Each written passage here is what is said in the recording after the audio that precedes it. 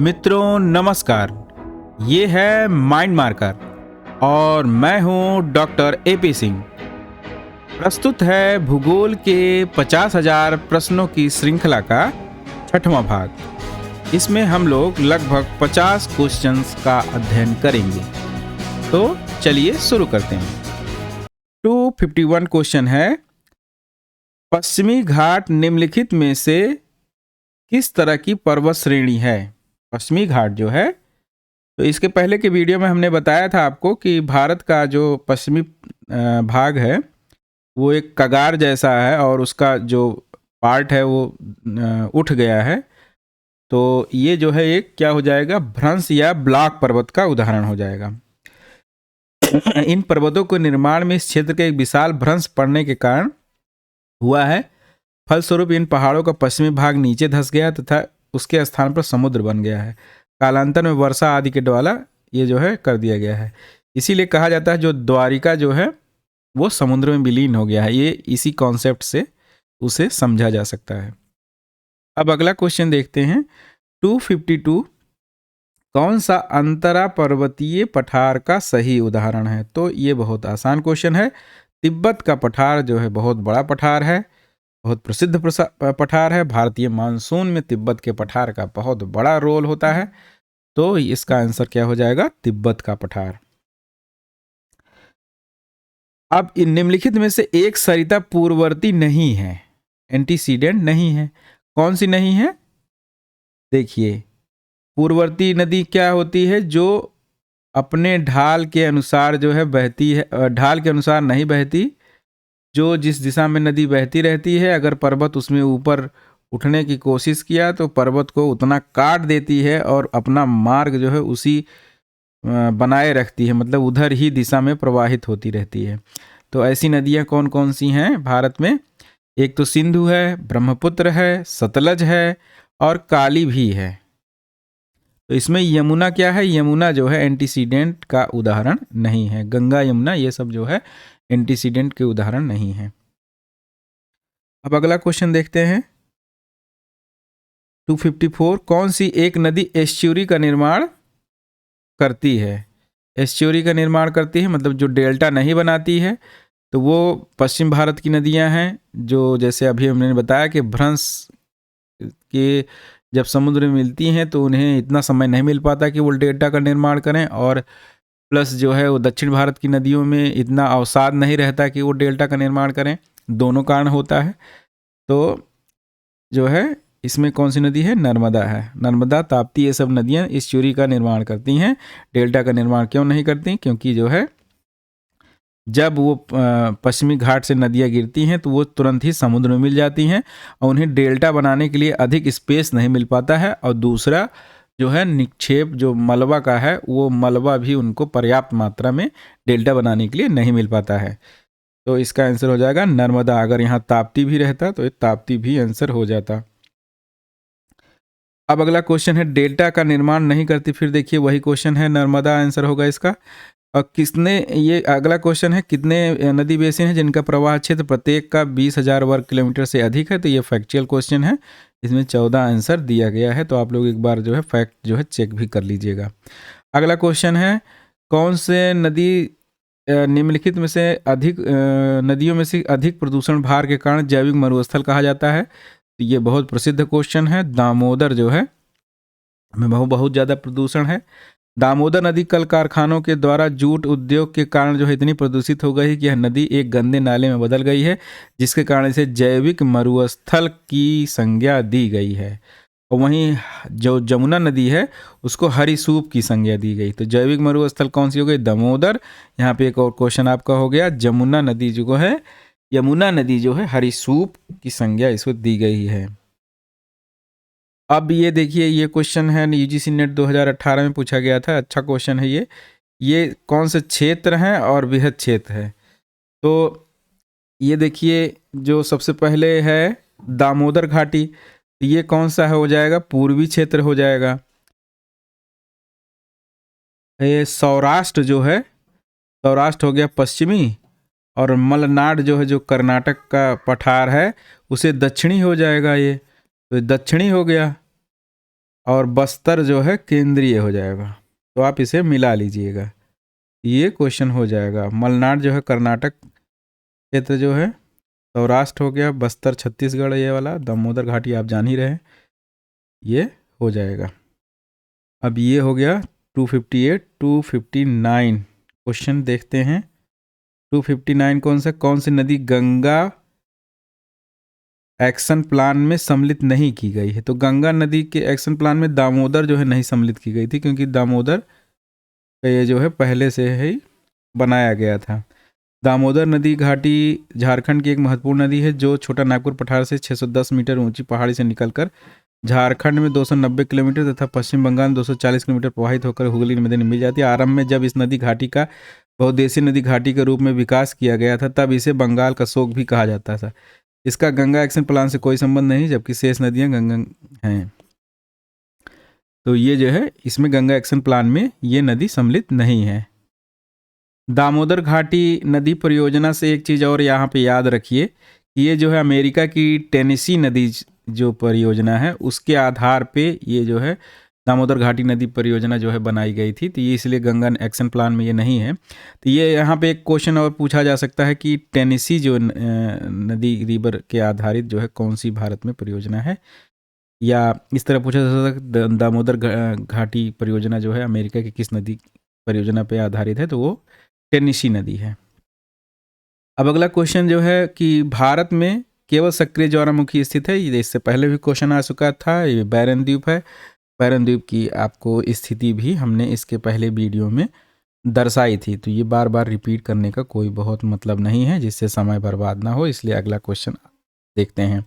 करेवा valley स्थित है। करेवा valley ये भी बताए थे, ये प्लेस्टोसीन काल में कश्मीर की घाटी में जो है ये निर्माण हुआ था। करेवा घाटी जो है वहाँ पे केसर और इस फसलों के उत्पादन के लिए प्रसिद्ध है। करेवा देखिए फिर यही लिखा है कि ये झील निक्षेप है। हिमानी मोड़, मोटे अनाज और हिमोड उपस्थित होते हैं। निक्षेप और हिमोडों के अंदर अन्य पदार्थ भी पाए जाते हैं। जम्मू कश्मीर राज्य में पीर पंजाल श्रेणियों के पार्श्व में ये इतने मीटर की ऊंचाई पर मिलने वाली झीलों के निक्षेप को करेवा नाम से जाना जाता है। अब 262 क्वेश्चन देखिए। ये चित्र दिया गया है, ये पूछा है कौन सा अपवाह प्रतिरूप है। ये चित्र से ही लग रहा है कि ये कौन सा है, वृक्ष नुमा है या डेंड्रेटिक इसको बोलते हैं। तो क्या आंसर हो जाएगा यहाँ? पादपाकार अपवाह प्रतिरूप। इसमें देखिए वृक्षाकार अपवाह प्रतिरूप एक तरह का अपवाह प्रतिरूप है, जिसमें नदी की मुख्य धारा उसकी शाखा इस तरह जुड़ी रहती है कि उनसे बनने वाली ज्यामितीय प्रतिरूप किसी पेड़ की शाखाओं की तरह लगता है। आमतौर पर यह अपवाह प्रतिरूप ऐसे क्षेत्रों में पाया जाता है जहाँ स्थलाकृति सपाट हो तथा क्षेत्र चट्टान में कोई खास विविधता न हो। उदाहरण के लिए उत्तर भारत की जो समतल मैदान बहती हैं, इस प्रकार प्रतिरूप मध्य गंगा मैदान और कृष्णा गोदावरी नदियों में इस तरह प्रतिरूप पाया जाता है। मेनली ये जो दक्षिण भारत के नदियों में पाया जाता है, कृष्णा और गोदावरी में। अब अगला क्वेश्चन देखते हैं। ये हो गया 263। इसमें कह रहे हैं कौन सा सही सुमेलित नहीं है? कौन सा सही सुमेलित नहीं है? तो हाँ, ये पहला ही नहीं होगा। लातूर जो है क्या है? लातूर जो है भूकंप के लिए प्रसिद्ध था, तो लातूर नदी बाढ़ नहीं होगा, ये भूकंप के लिए होगा। नासरी जो है भूस्खलन है, ये नासरी जो है जम्मू कश्मीर में है, जहाँ पे एक सुरंग भी बनाई गई है जो श्यामा प्रसाद मुखर्जी नाम से जो है अभी उसका सुरंग का उद्घाटन भी हुआ है। तो ये नासरी है जो है जम्मू कश्मीर में है। कांडला जो है चक्रवात है, ये भी सही है। भुज जो है भूकंप, ये तो काफ़ी प्रसिद्ध है, ये भी सही है। तो अब अगला क्वेश्चन देखते हैं। कौन सा औसत वार्षिक वृष्टि के संदर्भ में निम्नलिखित में कौन सा क्रम सही है? देखिए जो वर्षा का क्रम है वो भारत में, जैसे मान लीजिए ये भारत है, तो जो पश्चिम से पूर्व से पश्चिम जैसे जैसे आप जाएंगे तो वर्षा की मात्रा कम होती जाएगी। तो सबसे अधिक जो है वर्षा कहाँ पे होगी? असम में होगी। उसके बाद कहाँ होगी? बिहार में होगी, फिर उत्तर प्रदेश में होगी, फिर हरियाणा में होगी। औसत वर्षा सबसे अधिक पूर्वी भाग में अधिक होगी भारत में। क्यों होगी? आप इसे जो है मानसून अच्छे से पढ़िएगा तो समझ में आएगा, क्योंकि मानसूनी जो पवनें होती हैं बंगाल की खाड़ी से नमी लेकर के जब वर्षा करती हैं तो जैसे जैसे स्थल भाग में जाती हैं तो उनके नमी की मात्रा कम होती जाती है, और नमी की मात्रा कम होने के कारण ही जो है वर्षा की मात्रा भी पश्चिमी भागों में कम हो जाती है। अब अगला क्वेश्चन जो है, छोटी एवं तीव्र नदियां जो पश्चिमी घाट से निकलकर अरब सागर में जाकर मिलती हैं वो किस तरह के उदाहरण हैं? तो ऐसे नदियां हैं तो ऐसे ऐसे मिल जाएंगी तो ये सब क्या हो जाएंगी? समांतर अपवाह प्रतिरूप का निर्माण करेंगी। छोटी एवं तीव्र नदियां पश्चिमी घाट में मिलकर अरब सागर में गिरती हैं, समांतर अपवाह प्रतिरूप का उदाहरण प्रस्तुत करती हैं। इस प्रतिरूप के अंतर्गत नदियां एक दूसरे के समांतर प्रवाहित होते प्रादेशिक ढाल का अनुसरण करती हैं। अब पश्चिम में जो नदियां जो हैं प्रवाहित होने वाली नदियां हैं उनके उदाहरण क्या क्या हैं? सतरंजी, भादर, मांडवी, जुआरी, सारावती, भरपूजा, पेरियार, गंगावेली, काली नदी और पंबा। सारावती पे आप बताइए कि कौन सा जो है जलप्रपात है? भारत की सबसे लंबी सहायक नदी कौन सी है? तो चेनाब इसका आंसर होगा। चेनाब क्योंकि बहुत बड़ी जो है सहायक नदी है, 1180 जो है किलोमीटर है। चेनाब की नदी बृहद हिमालय क्षेत्र में अवस्थित पाड़ालाचा दर्रे से समीप चंद्रभागा नदी के रूप में निकलती है, जो हिमाचल प्रदेश में चंद्रभागा नाम से प्रवाहित होती है, जबकि झेलम ये जो है दिया गया है। तो इसे एक बार मैप में भी देख लेते हैं। ये देखिए जो चेनाब है ये है चेनाब, ये यहाँ से निकलती है ऐसे ऐसे ऐसे ऐसे ऐसे ऐसे ऐसे ऐसे यहाँ आके सिंधु में मिलती है। ये सबसे बड़ी जो है सहायक नदी हो जाती है। चलिए अब अगला क्वेश्चन देखते हैं। इसका आंसर हो जाएगा चेनाब नदी। ब्रह्मपुत्र नदी का उद्गम होता है, ये क्वेश्चन है कौन सा?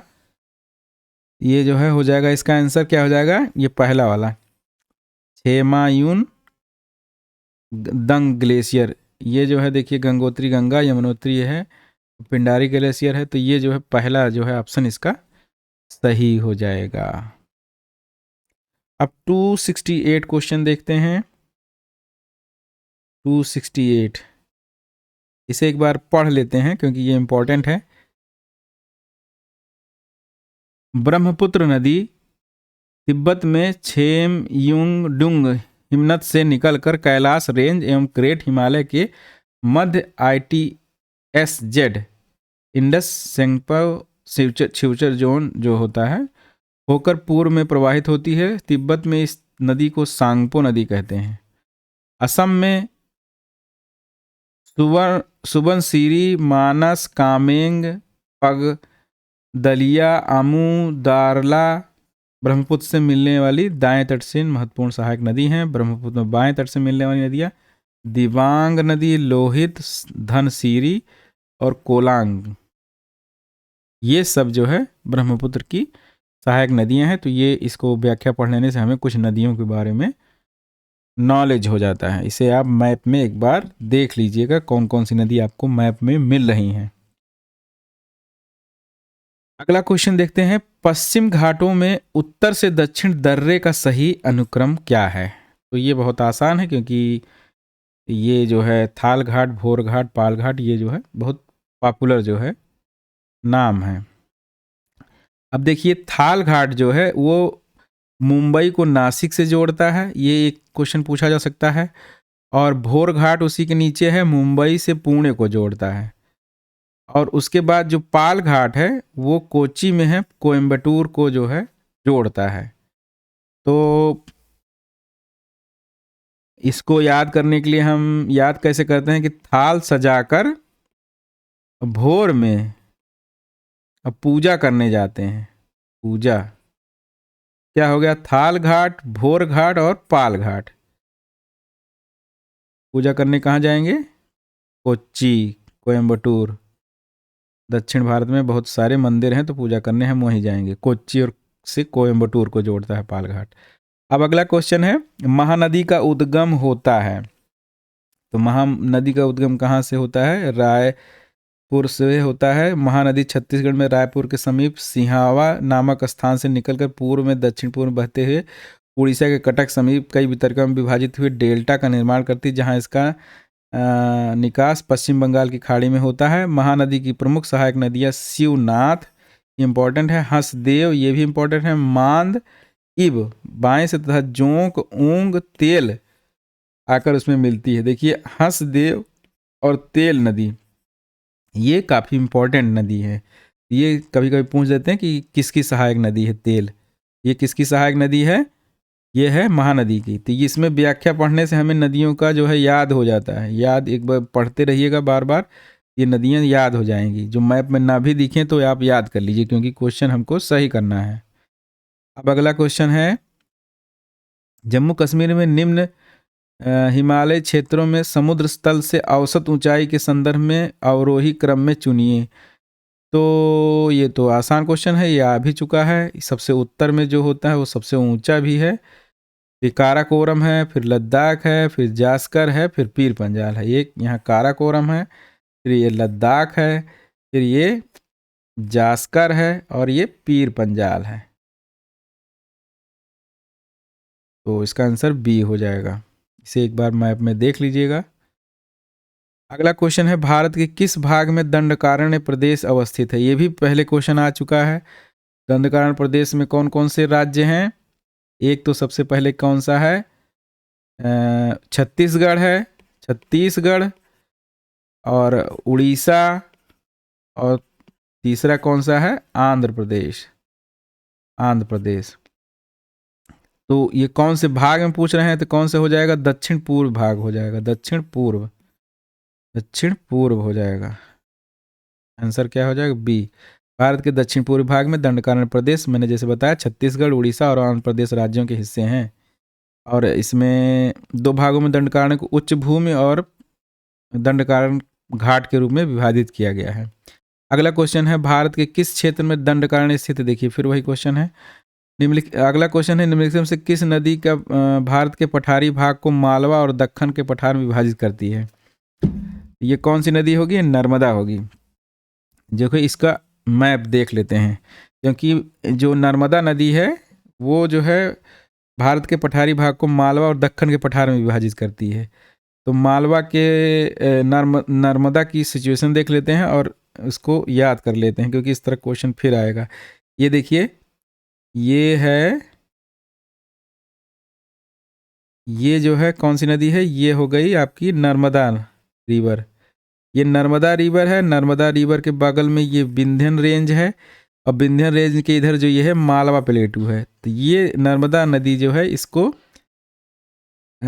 अलग करती है, दक्षिणी पठार और ये अलग। अब से ये पूछा जाएगा, मालवा पठार जो है यहाँ पे है, और नर्मदा इसके बीच में है, सतपुड़ा और विंध्यन के बीच में है। ये कौन सी नदी अलग करती है, ये नर्मदा नदी। भारत के पठारी भाग को मालवा और दक्कन के पठार में, मालवा हो गया और दक्कन का पठार अब जो है कौन सी हो जाएगी, नर्मदा नदी। नर्मदा नदी का उद्गम मैकाल पर्वत श्रेणी में अवस्थित अमरकंटक की चोटी के समीप होता है। ये हमने देख लिया मैप में भी। अगला क्वेश्चन देखते हैं, सिंधु गंगा का मैदान विश्व के अधिक घनत्व वाले क्षेत्रों में एक है। बिल्कुल सही बात है। और गंगा सिंधु के मैदान भाग के पास उर्वर जमीन और पर्याप्त जल है। हाँ, क्योंकि जो है घनत्व इसमें इसीलिए ज़्यादा है क्योंकि यहाँ पर उर्वर जमीन भी है और पर्याप्त जल भी है। तो कथन और कारण दोनों सही हैं और व्याख्या भी करते हैं। तो इसका आंसर क्या हो जाएगा, ए। अब जो है अगला जो है इसकी व्याख्या भी देख लेते हैं, यहीं पे याद भी हो जाएगा। सिंध नदी मानसरोवर झील के बोखरचू हिमायनी से निकलती है। तो ये भी एक क्वेश्चन है आपको याद करने के लिए, बोखरचू। अब 275 क्वेश्चन देखते हैं, भारत की उस नदी को पहचानिए जिसकी विशेषता निम्नलिखित है। ये देखिए ये अमरकंटक से निकलती है, अमरकंटक से निकलती है, यह गंगा की सहायक है और इसमें ग्रीस में इसमें जलाभाव रहता है। तो अमरकंटक से इसमें जो है कौन कौन सी नदियाँ निकलती हैं, तो अमरकंटक और गंगा की सहायक। तो नर्मदा तो गंगा की सहायक है नहीं, तो इसलिए कट जाएगी ये। तो गंगा की सहायक कौन सी नदी है, सोन नदी है। और ये अमरकंटक से निकलती भी है, तो इसलिए आंसर इसका जो है बी हो जाएगा। और ग्रीष्मकाल में जल अभाव रहता है, तो प्रायद्वीपीय भारत की नदियों में जल अभाव जो है ग्रीष्मकाल में होता ही होता है। ये सोन नदी होगी। चलिए इसकी व्याख्या भी पढ़ लेते हैं, क्योंकि इसमें और भी जानकारी हमें प्राप्त होगी। सोन नदी का उद्गम अमरकंटक पठार से होता है। यह नदी उत्तर पूर्व में प्रवाहित होकर बिहार में पटना से पूर्व गंगा में मिल जाती है, और सोन नदी गंगा के दाहिने तट की सहायक नदी है। अगला क्वेश्चन देखते हैं, पर्वतीय भाग कौन सा हिमालय में पर्वतीय मार्ग नहीं है? पर्वतीय मार्ग, तो अभी हम पालघाट के बारे में पढ़े थे। पालघाट कहाँ पे है? दक्षिण भारत में है, तो ये जो है ये हिमालय में नहीं है, तो इसका आंसर सी हो जाएगा। पालघाट हिमालय का पर्वतीय भाग नहीं है। पालघाट नीलगिरी और नर्मदा श्रेणी के मध्य केरल में स्थित है, जो कोची को कोयम्बटूर से जोड़ता है। जैसे जैसे हम दक्षिण से उत्तर की ओर जाते हैं, मैदान से हिमालय तक जाते हैं, तो हम क्या पाते हैं? जैसे जैसे हम दक्षिण से उत्तर की तरफ जाते हैं, तो हम क्या पाएंगे? वलित पर्वत पाएंगे। बहुत सिंपल क्वेश्चन है, वलित पर्वत श्रृंखलाएं हैं। भूगर्भिक दृष्टि से भारत की सबसे पुरानी चट्टानें कहाँ की हैं? अब इसमें देखिए ऑप्शन है कर्नाटक का धारवाड़ क्षेत्र, राजस्थान का अरावली क्षेत्र, मध्य प्रदेश का विंध्य क्षेत्र, पंजाब का शिवालिक क्षेत्र। अब इसमें देखिए क्वेश्चन जो है अरावली क्षेत्र और धारवाड़ में हमें कन्फ्यूजन होता है, तो इसका जो आंसर होगा वो होगा धारवाड़ क्षेत्र। क्योंकि हम देखे हैं कई जगह लोग जो है आंसर केवल बता के आगे निकल जाते हैं। इसका रीजन क्या होगा? ये यूजीसी का अच्छा क्वेश्चन है कि अरावली क्यों नहीं होगा, क्यों यही होगा? तो आप जानते हैं कि जो आर्कियन समूह है, आर्कियन समूह में दो जो है एक आर्कियन है और एक आर्कियन है, दूसरा है धारवाड़। तो जो अरावली का निर्माण हुआ है वो धारवाड़ शैल से हुआ है। आर्कियन समूह से तो हुआ ही है, लेकिन आर्कियन शैल से नहीं हुआ है, ये जो है धारवाड़ शैल से हुआ है। तो आर्कियन से जो है धारवाड़ बनी निक्षेपण और अपरूपण के कारण, तो इसका आंसर इसीलिए धारवाड़ हो जाएगा, क्योंकि सबसे पुराना ये जो है धारवाड़ हो जाएगा। धारवाड़ से के चट्टानों से अरावली का निर्माण हुआ है। ठीक है, इसका आंसर इसीलिए कर्नाटक के धारवाड़ का हो जाएगा। अब यहाँ डिटेल दिए होंगे, बहुत ज़्यादा कोई मतलब नहीं, हमने ये चीज़ साफ साफ बता दिया आपको कि आर्कियन से कैसे धारवाड़ बना। और आर्कियन जो शैल है, अब केवल आर्कियन शैल केवल जो है पृथ्वी पे जो है कहीं नहीं मिलती हैं, बहुत ही जो है उनका अपरूपण हो चुका है। तो धारवाड़ तो मिल जाएगी, लेकिन आर्कियन अब शैल नहीं मिलती हैं, इसीलिए सबसे प्राचीन धारवाड़ होगी। ये सब किताबों में भी इतना कन्फ्यूजन लिखते हैं कि लोगों को समझ में नहीं आता है। अगला क्वेश्चन 279 जो है बोमडीला, ये कहाँ पे है? तो ये अरुणाचल प्रदेश में है। ये जोजिला जो है और बुर्जिल पीर पंजाल, ये कहाँ? जम्मू कश्मीर में है। काराकोरम, चांगला, बनिहाल, ये सब जम्मू कश्मीर में है। हिमाचल प्रदेश में सिपकिला और रोहतांग, ये दो महत्वपूर्ण हैं, याद कर लीजिए इसको। अब अगला क्वेश्चन जो है 280 बाबू विदन की पहाड़ियाँ जो है कहाँ पे हैं? तो ये कहाँ पे है? कर्नाटक में है। ये लौह अयस्क के लिए बहुत प्रसिद्ध हैं, ये बहुत पूछा जाता है क्वेश्चन। लौह अयस्क के उत्पादन के लिए कुद्रेमुख, बेल्लारी और चित्रदुर्ग जिला आदि जो है बहुत प्रसिद्ध है। अब अगला क्वेश्चन देखते हैं, भारत में निम्नलिखित भागों में कौन से पूर्व से पश्चिम की दिशा में सबसे ज़्यादा लंबा है? तो सबसे ज़्यादा जो नेपाल का क्षेत्र, जो नेपाल वाला जो हिमालय है, वही सबसे ज़्यादा लंबा है। सबसे पहले सिंधु से जो है सतलज तक का जो पंजाब वाला हिमालय है, और फिर सतलज से तीस्ता कुमायूं वाला है, ये सब बहुत छोटे छोटे हैं। लेकिन ये काली से जो है तीस्ता तक का जो क्षेत्र है, ये नेपाल वाला हिमालय, ये बहुत लंबा है। तो सबसे लंबा जो हो जाएगा वो नेपाल का हो जाएगा। नेपाल हिमालय का विस्तार काली से तीस्ता तक है, 800 किलोमीटर तक है। कुमायूं को छोटा है, और इसको हमने बता दिया आपको। और कंचनजंगा, मकालू और एवरेस्ट यहीं पर स्थित है, जो नेपाल हिमालय है। ये भी पूछा था कि ये कौन से हिमालय में स्थित है, तो ये भी आप बता सकते हैं कि नेपाल हिमालय में एवरेस्ट और कंचनजंगा है।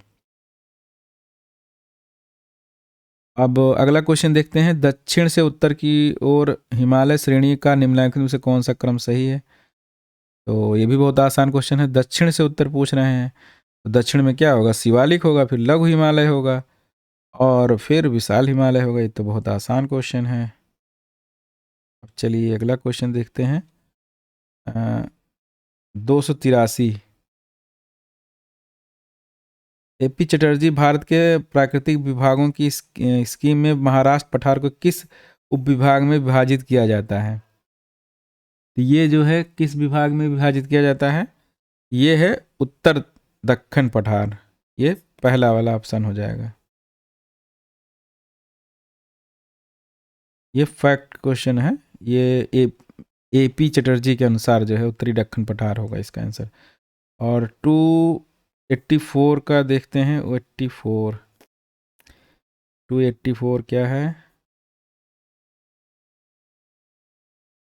284 देखिए पर्वत श्रेणी का नाम है और कहाँ पे स्थित है। तो ये तो बहुत आसान क्वेश्चन है, हिमालय कहाँ पे है, और विंध्याचल, अरावली, सहस्राद्री। तो ये बहुत आसान क्वेश्चन है, हिमालय जम्मू कश्मीर में, विंध्याचल मध्य प्रदेश हो जाएगा, अरावली राजस्थान, महाराष्ट्र जो है पश्चिमी घाट को जो है सह्याद्री भी बोलते हैं।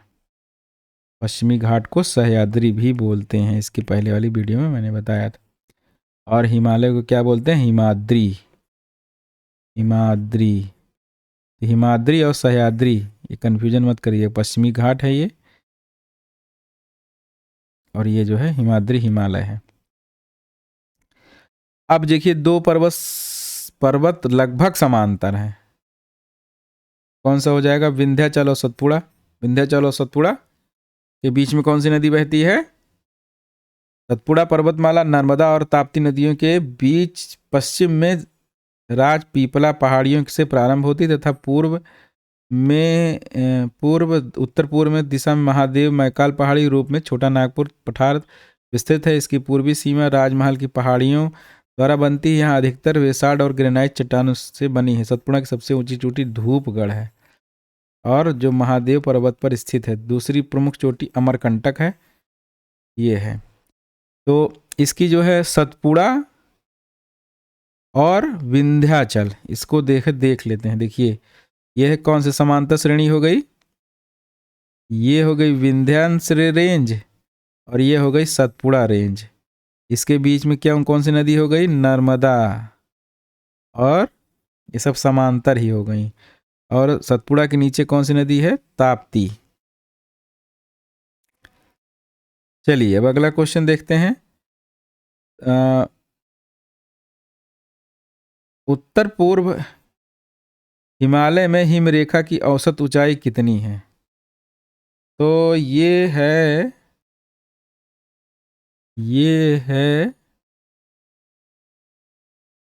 कितनी हो जाएगी, 4400 मीटर। 4400 मीटर उत्तर पूर्व हिमालय हिम औसत ऊंचाई कितने हो जाएगी, 4400 मीटर हो जाएगी। तो चलिए अगला क्वेश्चन देखते हैं,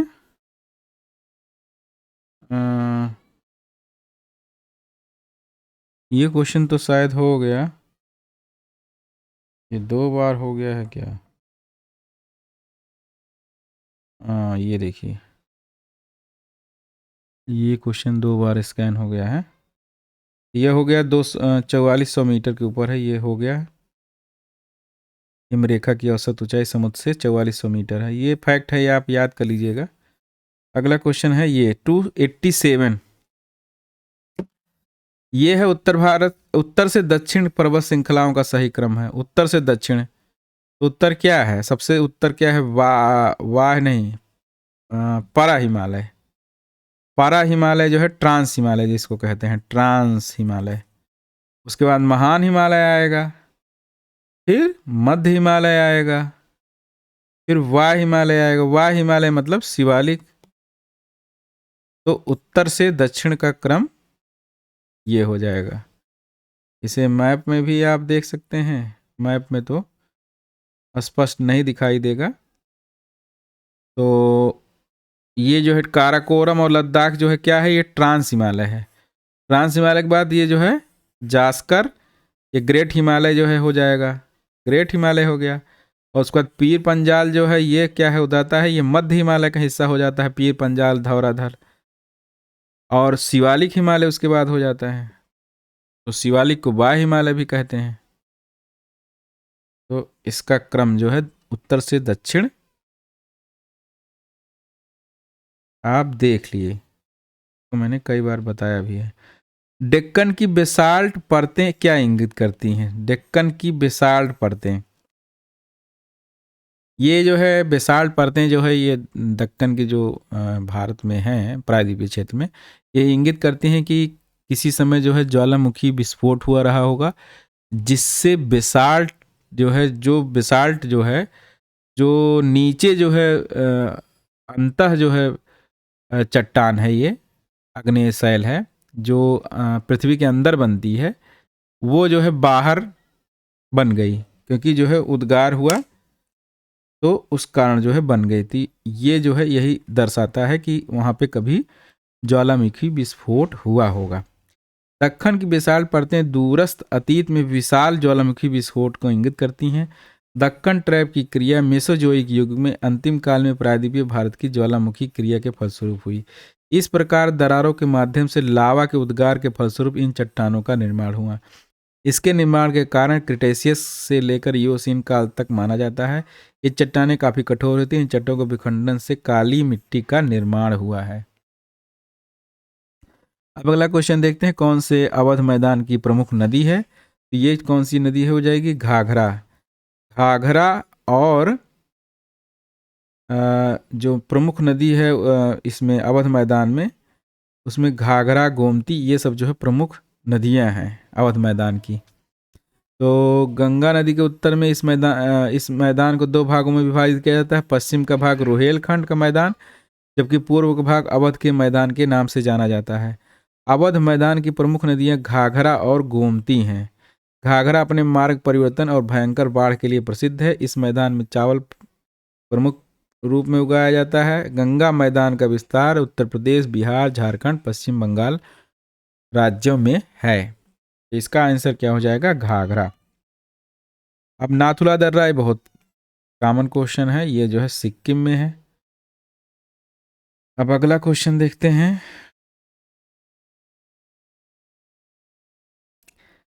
भारत चीन युद्ध के सामरिक महत्व के कारण चर्चित यह दर्रा सिक्किम राज्य के डोंगयाक श्रेणी में स्थित है। नाथुला दर्रा डोंगयाक श्रेणी में 1962 से बंद पड़े भारत चीन को 2006 में व्यापार के लिए खोला गया था। यह दार्जिलिंग और चुंबी घाटी से होकर तिब्बत जाने वाले का मार्ग प्रशस्त करता है। चुंबी नदी इसी मार्ग से, इसी दर्रे से निकलती है। सिक्किम राज्य में जलेपला दर्रा भी है। तो कौन कौन से हो गया, जलेपला और नाथुला जम्मू कश्मीर, जबकि चांगला, काराकोरम, बुर्जिल, पीर पंजाल दर्रा अवस्थित है। अब ये देखिए, निम्न से कौन सा पठार दक्षिण मध्य उच्च भूमि का हिस्सा नहीं है? कौन सा पठार दक्षिण मध्य उच्च भूमि का हिस्सा नहीं है? तो अभी मालवा के बारे में पढ़े थे हम लोग कि जो जो प्रायद्वीपीय पठार, जो दक्षिण जो प्रायद्वीपीय पठार है उसका हिस्सा नहीं है। ये नर्मदा और ये विंध्याचल से जो है अलग हो जाता है मालवा का पठार। तो इसमें आंसर जो है क्या हो जाएगा, मालवा हो जाएगा, हिस्सा नहीं है। कौन सा हो जाएगा, मालवा। मालवा पठार जो है इसका हम अभी जो है आप लोगों को मैप में दिखाए भी थे। निम्न से कौन सी नदी भ्रंश घाटी में बहती है? तो कौन सी हो जाएगी, नर्मदा। ये बहुत कॉमन क्वेश्चन है। नर्मदा नदी घाटी प्रवाहित होती। इस नदी का उद्गम मैकाल श्रेणी के समीप अमरकंटक से होता है। यह सतपुड़ा और उत्तर में विंध्याचल श्रेणियों के मध्य भ्रंश घाटी का निर्माण करते हुए बहती है। संगमरमर की चट्टानों में महाखंड और जबलपुर के निकट धुआंधार जलप्रपात का निर्माण करती है। और इस नदी के अपवाह तंत्र में मध्य प्रदेश, महाराष्ट्र और गुजरात पड़ता है। नर्मदा नदी अरब सागर में गिरने वाली प्रायद्वीपीय भारत की सबसे बड़ी नदी है। भारत में भ्रंशन घाटी बहने वाली नदी, फिर वही देखिए क्वेश्चन, नर्मदा हो जाएगा। और भारत में नहर सिंचित क्षेत्रों में कृषि भूमि का लवणीकरण रूप में बदलने का मुख्य कारण क्या है? तो जो लवण जो है लवणीकरण भूमि के बदलने का मुख्य कारण क्या हो जाता है, वो अत्यधिक सिंचाई होता है। क्योंकि नहर के कारण जो है जो बहाव होता रहता है और उन्हें रोकते नहीं है और पानी हमेशा बहता रहता है, तो जिसके कारण जो है वो लवणीकरण होता है, साल्ट का निर्माण हो जाता है। तो भारत में सिंचित क्षेत्रों में कृषि भूमि का लवणीकरण भूमि में बदलने का मुख्य कारण अत्यधिक सिंचाई है। Economics and statistical ministry of agriculture and farm welfare 2018 के अनुसार कुल सिंचित क्षेत्र का 46% भाग जो है नलकूपों में, ये भी क्वेश्चन कभी कोई पूछता है, 46 हो जाएगा नलकूप हो जाएगा, 23 जो है नहरों का हो जाएगा। तो नहरों में सबसे प्रमुख समस्या क्या हो जाती है, जो पानी का रिसाव होता रहता है, बहता रहता है, उसके कारण जमीन जो है लवणीकरण का हो जाती है, लवणीय हो जाती है, साल्ट बन जाते हैं। और तालाबों की सिंचाई जो है 16% और 10% अन्य संसाधनों से प्राप्त किया जाता है। तो ये कभी कभी पूछ सकते हैं कि सबसे ज़्यादा सिंचाई का कौन सा है, तो ये है नलकूप 46%। अब 295 क्वेश्चन देखते हैं। निम्नलिखित में परीक्षण करते हुए दिए हुए कोड के सही उत्तर चुनिए। रिहंद बांध सोन नदी की सहायक नदी पर है। अच्छा, ये कह रहे हैं कि सही उत्तर चुनिए। इसमें क्या कहना है, किसी कथन का परीक्षण करते हुए कोट से सही उत्तर चुनिए।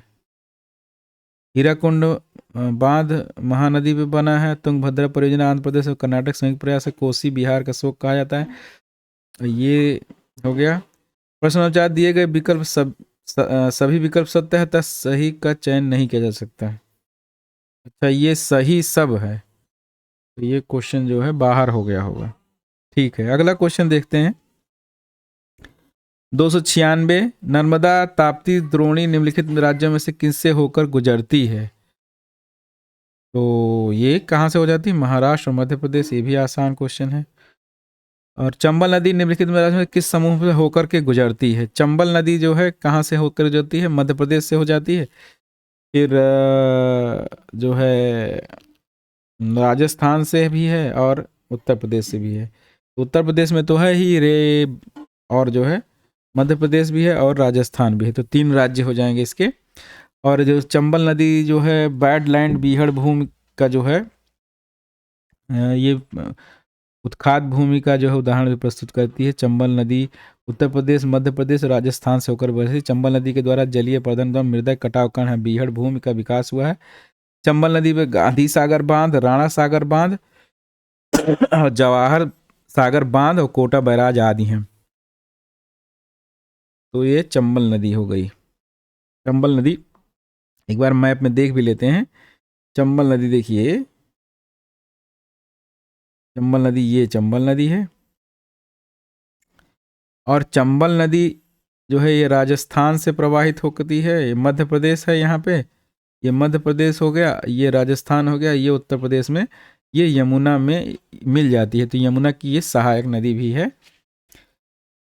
तो आपने चंबल के बारे में देखा, इसे मैप में और अच्छे से आप देख लीजिएगा। इसका मेन याद करिए, गांधी सागर बांध बहुत ज़्यादा पूछा जाता है, और राणा सागर बांध और जवाहर सागर बांध और कोटा बैराज। देखिए गांधी, राणा और जवाहर, ये तीनों कहाँ पे हैं? चंबल पे हैं। कोटा भी उसमें जोड़ लीजिए। गांधी और जवाहर, गांधी जी और जवाहरलाल ये साथ ही रहते थे, और राणा प्रताप भी घोड़ा लेकर दौड़ रहे थे चंबल में। चलिए अब अगला क्वेश्चन देखते हैं। भारतीय प्रवाल शैलों का अनुमानित क्षेत्र कितना है? ये फैक्चुअल क्वेश्चन है। 2383 वर्ग किलोमीटर है भारतीय प्रवाल शैलों का। प्रवाल जो शैल है कहाँ कहाँ पे है? ये लक्षद्वीप है, gulf of Mannar, gulf of Kutch, Andaman Nicobar द्वीप हैं। अंडमान निकोबार में भी प्रवाल पाए जाते हैं कुछ, लेकिन सबसे ज़्यादा जो है कहाँ पे है? लक्षद्वीप में। विश्व के प्रमुख कोरल रीफ जैसे great barrier reef, great barrier reef कहाँ है? ऑस्ट्रेलिया में है। लाल सागर coral reef, Florida coral reef, Andros coral reef और साया डेल माल्हा कोरल रीफ आदि हैं।